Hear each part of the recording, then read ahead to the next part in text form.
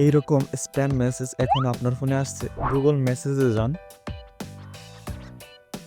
তারপর এখান থেকে প্রোফাইল অপশনে ক্লিক করুন।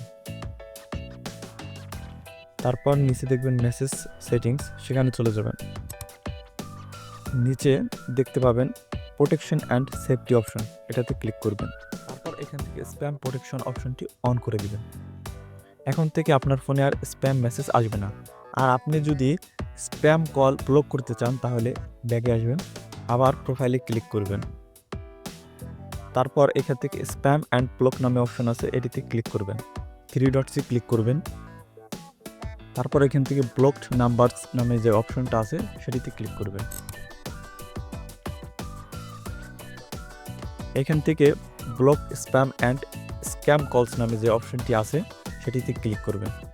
তারপর এখান থেকে এই অপশনটি অন করে দিবেন। আর এখানে block all spam and scam কলস অপশনটি অন করে দিবেন, যাতে এটি অন থাকে। বন্ধুরা, এই দুটি অপশন অন করলে স্প্যাম মেসেজেস এবং স্ক্যাম কলস আসা বন্ধ হয়ে যাবে। এমনই টিপস পেতে ফলো করুন টেক উইথ নিলয়।